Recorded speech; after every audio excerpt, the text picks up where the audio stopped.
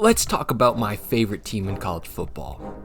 Iowa. Now, for the last couple of years, they have given us some amazing moments. They gave us the lowest over-under in the history of college football when they were taking on Nebraska with a total of 25.5 points, but looked to be making a laughingstock of that stat line when the score at halftime was an easy 13-10 in Iowa's favor, making everyone who bet the over feel like they were in for some easy cash. But holy shit, if you had to make a documentary about Iowa's 2023 season, you would call it Bet the Under, as they put up just 54 yards of offense in the second half and go on to win this game 13-10. And you may wonder what my vested interest in Iowa is, and for one, I love watching low-scoring games with some good defense sprinkled with a lot of special teams, and Iowa's special teams right now is being led by a star punter in Tory Taylor. So let me bring you to the storyline, okay? On a random season opener, a FCS versus FBS matchup that should usually never really be that close, we would get the best college football game I have ever seen, and I want to share it with you. But you may be familiar with Iowa, so let me introduce you to the Jackrabbits of South Dakota State University. These guys are the new emerging threats of FCS football, with their times of being relegated as North Dakota State's little brother coming to a halt. And what was leading that charge for the Jackrabbits other than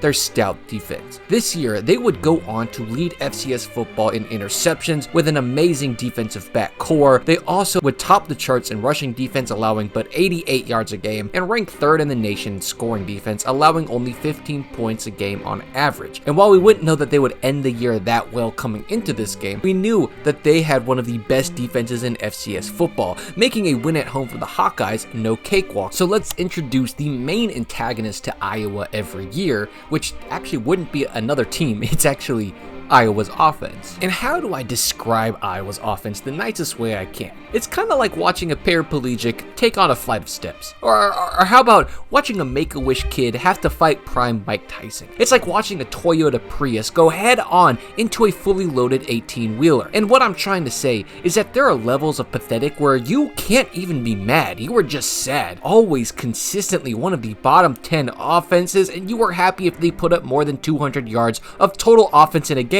which wasn't always guaranteed. And if you liked high-flying offenses, you really hated this team. So now you're thinking like, oh, okay, so like Iowa's bad, and they're probably like consistently below 500 and just have a merry-go-round of coaches looking for a new guy that can turn the program around. But no, that could not be further from the case. In fact, they've had the same head coach since 1999, they haven't had a losing season since 2012, and of the last 5 years, they have ended in the top 25 4/5 of those years, including their most recent year where they had the 130th ranked offense out of 134 teams. So now you're getting the picture. You're like, yes, this is also one of those good defensive teams, and yes, you'd be right. This is really one of those good defensive teams. In fact, in their previous season, they would hold 6 of 14 teams to under 20 points and 12 of 14 teams under 25 points, which is how they were able to put up a 10-4 record despite the fact that their offense was ranked 121st. And spoiler alert, they were going to end their 2022 season with the 123rd ranked offense, and their 2023 season, they would fall all the way to the 130th offense, with the best part of this being that they stayed 10-4 despite it all. And have I told you that I love this team? Because I fucking love this team. So this game had little to no expectations. Two teams with good defenses, yes, about to face off, but one of them being an FCS team and the other one being the most confused FBS team in football. So without further ado, let me walk you through this gem of a game.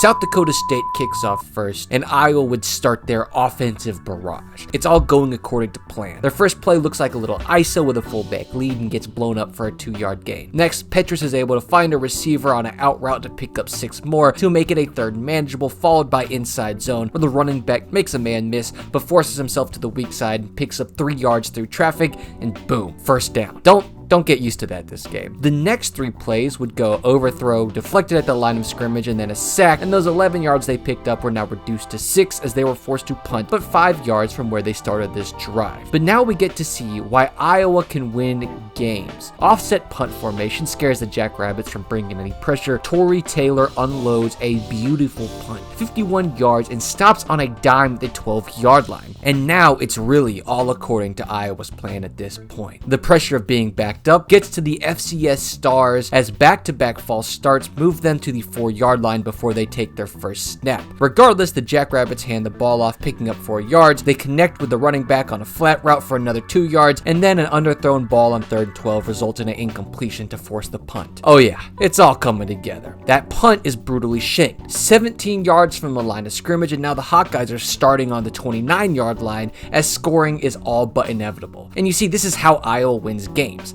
Absolute brutal efficiency on special teams and defense, so now their offense just needs to not turn the ball over as they run for 2 yards, pass for 3 yards, and then throw another incompletion, and whatever. Just get them off the field so special teams can lock this up. Okay. Well, they missed a field goal. Turns out Tory Taylor is just the punter and cannot kick for them as well, so that directly affects their win percentage, but I digress. South Dakota State actually puts together one of their better drives, as in 2 plays they put up over 25% of their total yards of the night. Then they'd come back down to earth, running for 1 yard across 2 attempts, then passing for 5 yards and being forced to punt again, but no one does it quite like Tory as this ball rolls into the end zone for a touchback. From here, we would get attempt 2 at Iowa's genius punting offensive plan. After a short 5-play drive covers 19 yards of the field, they're in prime position for the tailoring, as I call it. Tory hits a low line drive punt that never even leaves the screen. The Jackrabbit returner wanted nothing to do with it, so he lets it hit, and it takes a gorgeous bounce to the 6-yard line. So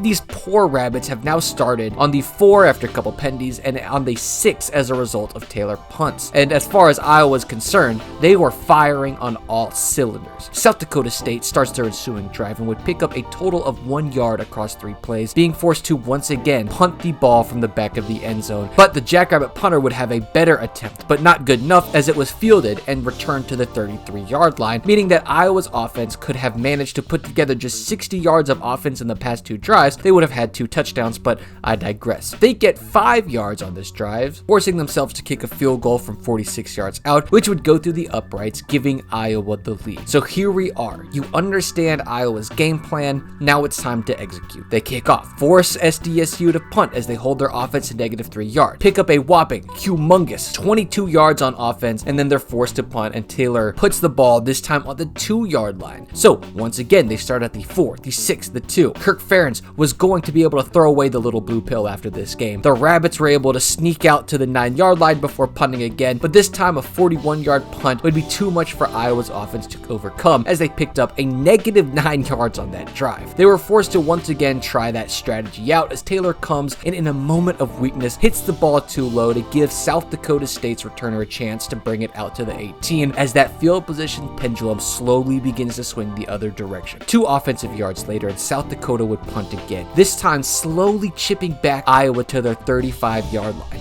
This was trench warfare in football form. This was beauty. Now Iowa, on their back foot, would have to, dare I say, make an offensive drive happen, and here is where they would blink.